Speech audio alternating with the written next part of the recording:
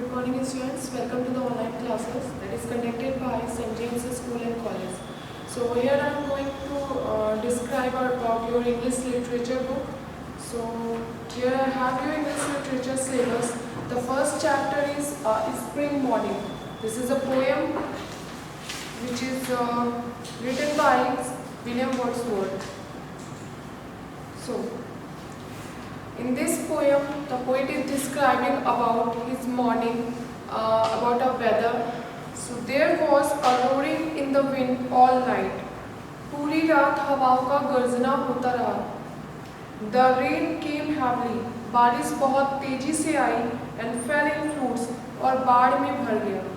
But now the sun is rising calm and bright. पर अब सूरज बहुत ही शांत और चमकदार है. So यहाँ पे जो पोएट है वो अपने मॉर्निंग के बारे में डिस्क्राइब कर रहा है कि जब वो मॉर्निंग में उठता है तो उसको कैसा वेदर दिखता है कि चारों तरफ सूरज की रोशनी फैल रही है जो कि बहुत ही शांत और चमकदार है. पर जो मंजर है वहाँ का उसको देख के वो बता रहा है कि पूरी रात हवाएं बहुत ही तेज़ी से चलती रही और बारिश बहुत ही तेज़ी से आई थी और बाढ़ भर गया था. बट अभी क्या है, बारिश जैसे ख़त्म हुई, सूरज जैसे निकला, उसकी रोशनी चारों तरफ फैल गई और मौसम बिल्कुल शांत हो गया. The birds are singing in the distant woods. दूर की टहनियों पे बैठी हुई जो बर्ड्स हैं, चिड़ियाँ हैं, वो चहचहा रही हैं. Over his own sweet voice, the stuck dove broods. And stuck dove ये बर्ड है जिसको जंगली कबूतर कह सकते हो.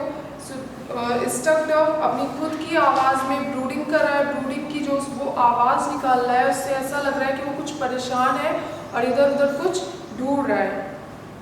The jay is also a bird.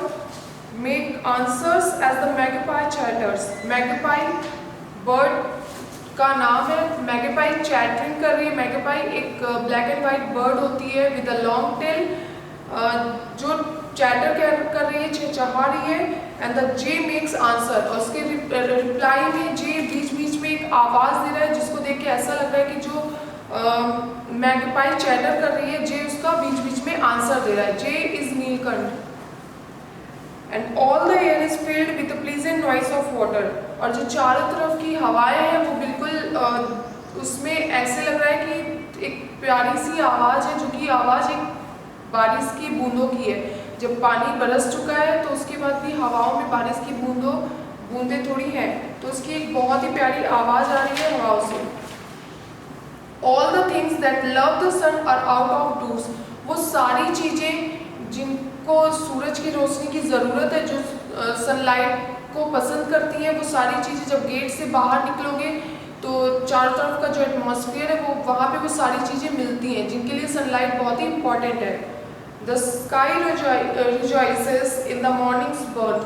Morning birth जब नया दिन शुरू होता है, अगली सुबह शुरू होती है तो जो आसमान है वो खुशी से भर उठता है. जैसे ही रात खत्म होती है मॉर्निंग स्टार्ट होती है और सूरज उगता है, सनलाइट फैलती है, वैसे ही मॉर्निंग जो है वो ऐसा लगता है कि आसमान खुशियों से भर उठा है. The grass is bright with rain drops on the moors. Moors is a दलदल एरिया, एक बंजर एरिया जहाँ पे घास उगी होती है एंड बारिश के बाद वो जगह थोड़ी सी दलदली हो जाती है. पर वहाँ पे कोई अगर क्रॉप को उगाया जाए तो वो अच्छी नहीं उगेगी.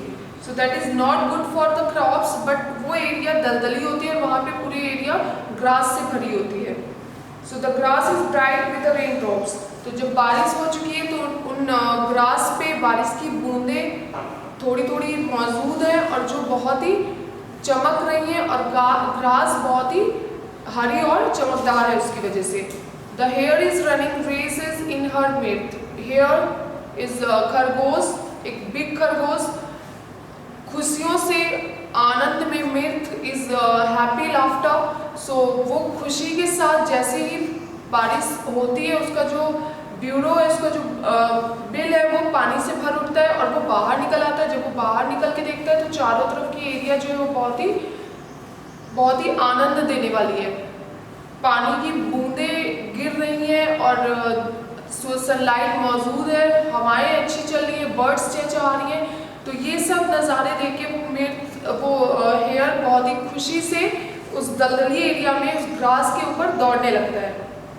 एंड विद हर फीट, अपने पैरों से, see from the plashy earth, plashy that is moor area, वो दलदली एरिया, उसमें वो तेजी से दौड़ रहा है। रेसेस मिस्ट इज धुंध, जब बारिश खत्म हो चुकी है, सूरज उगा है, तो वहाँ पे हल्की सी धुंध टाइप की होती है।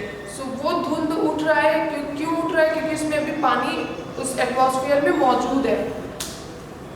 दैट ग्लिटरिंग इन द सन, तो जब सूरज की रोशनी उस एरिया पे पड़ रही है और मिस्ट उठ रहा है, तो वो धुंध उस सनलाइट की रोशनी की वजह से चमकदार बन रही है, शाइनिंग कर रही है। Runs with her all the way wherever she doth run, so जब वो खरगोश बाहर निकलता है तो खुशी से दौड़ने लगता है, और वो जहाँ जहाँ दौड़ रहा है, जो धुंध उठ रही है वो भी उसके साथ साथ दौड़ रही है। So this is a poem is composed by William Wordsworth, जो कि जहाँ पे पोएट ने बहुत ही लविंग टर्म में नेचर के लिए लव अपना दिखाया है, और वो सारी चीज़ें वहाँ पे डिस्क्राइब की है कि जो जो चीज़ें देख के खुशी मिलती है कि हवाएं चली हैं, बारिश हुई है, चारों तरफ पानी भर गया है, बट जैसे ही सनलाइट निकलता है वो एरिया बिल्कुल शांत हो जाता है, ऐसे लगता है जैसे कुछ हुआ ही नहीं है। और वो इतना चारों तरफ इतनी जो रेन ड्रॉप्स हैं पेड़ों पे, ग्रास पे, वो बहुत ही साफ और शाइनिंग कर रही है। सनलाइट की वजह से जो धुंध उठ रहा है वो ग्लिटरिंग कर रहा है, चमक रहा है, और बर्ड्स चहचहा रही हैं, ऐसे चहचहा रही हैं, ऐसे लग रहा है जैसे कि एक बर्ड कुछ बोलती है और दूसरा बर्ड चहचहा के उसका रिप्लाईज देती है। So this is a poem a spring morning which is composed by William Wordsworth. Now, this is a chapter for notes. Here I have some word meanings. First is brood. यहाँ पे एक line थी, the stuck dove broods. So जो आवाज वो stuck dove निकाल रहा है, वो brood, that means to think and worry about something a lot. Magpie, magpie एक bird का नाम है, जो कि a noisy bird, black and white with long tail. Moor, a large area that is not good for crop, जो कि फसल के लिए बिल्कुल अच्छी नहीं होती है, वो बंजर एरिया, जिसे दलदली एरिया भी कह सकते हैं। Myth, happy laughter. Mist, small drops of water in the air. Placy, wet or marshy. So this is the word meaning. Now there is some question answers. First is, what is the weather like when the poem opens? जब poem start हुई थी तो weather कैसा था? वहाँ पे poet describe तो कर रहा है कि जो प्रीवियस नाइट थी उसमें बहुत ही ज़्यादा पानी बरसा था, हवाएं चली थी, बट जब वो मॉर्निंग में उठता है और बाहर का मौसम देखता है तो कैसा वेदर है? When the poet opens, the weather is described as very wet and windy. Second is, quote the line from the poem shows the change in the weather. वो लाइन बताना है जिसमें पोएम में ये पता चल रहा है कि वेदर चेंज हो रहा है। तो जब there was a roaring in the wind all night, the rain came heavily and fell in floods. जब बारिश हो रही है, हवाएं चली, ये सब प्रीवियस नाइट में, बट सडनली क्या होता है, but now the sun is rising calm and bright, पर अब क्या है, सूरज बिल्कुल शांत और ब्राइट है। Third is, what does the poet mean by the terms mornings birth? Morning birth जो एक वर्ड पोएम में यूज हुआ है, उसका मतलब क्या है? That means that is the beginning of a new day. By the term morning's birth, the poet means that is the beginning of a new day. Next is, list the birds mentioned in the poem. Poem में कौन कौन सी birds का नाम बताया गया है? There are 3 birds. First is the stuck dove, jay, magpie. Next question is, make a list of all the things that you can see or hear in the poem. उन चीजों की लिस्ट बतानी है जो कि पोएम में तुम सुन सकते हो या देख सकते हो। So, पूरी पोएम नेचर के बारे में है, वहाँ पे बहुत सारी चीजें, जो एक नॉइस जो सुन सकते हो वो एक लिस्ट बनानी है, जो देख सकते हो वो एक लिस्ट बनानी है। The things we can see are the sun, the rain, the sky, the grass, the raindrops, the air, the mist.